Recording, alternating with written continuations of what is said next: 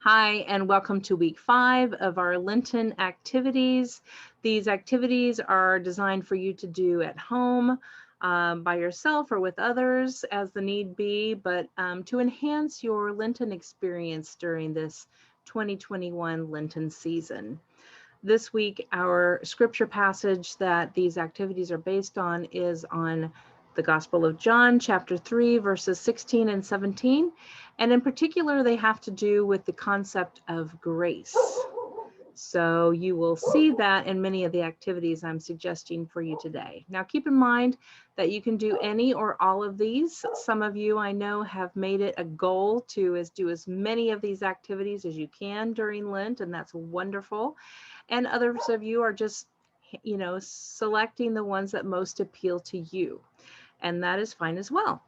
So the first is to add to your worship space that you have at home that you've been using throughout this pandemic time for your personal meditations and devotional time, and where you probably watch and participate in worship from home, to add something to that worship space again, this time either by drawing, sculpting, painting, or just gathering another item from your home and adding it to your worship space that symbolizes grace for you and the gift of grace that we receive from God.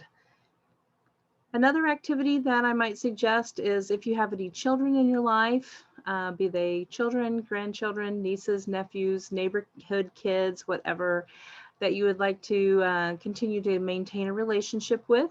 One thing is that you can set up a Zoom conversation or set up one on FaceTime or Messenger or any of the ways that you connect with people in your life right now, and set up a time for the two of you to work on the child writing their own table grace prayer.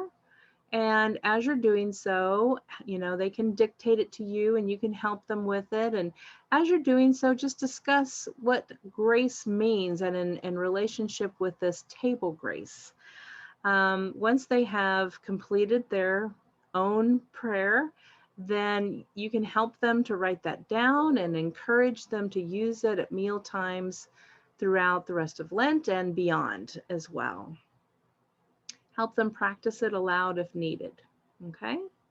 Another activity that you can do with children in your life is you can share with them this video. To God Be the Glory from Roar VBS from Group Publishing. And this will give you an idea of what it looks like here. So it is the song To God Be the Glory, and these children do hand motions to it. So it might be something fun to share with the children in your life. If you have children that you are able to be in person with, maybe you all can do this dance, so to speak, together. But those of you who aren't able to connect right now to children in your life, then this is a perfectly acceptable way to share it with them, and you can practice on Zoom together. And it's a lot of fun, that video. Another thing that you can do is you can, as you're thinking about and communicating with and speaking to people in your world this week, pay attention to the words that you choose and use in your conversation, and focus on words that are kind and gentle. And even when you correct yourself or others, find a way to gently say what needs to be said.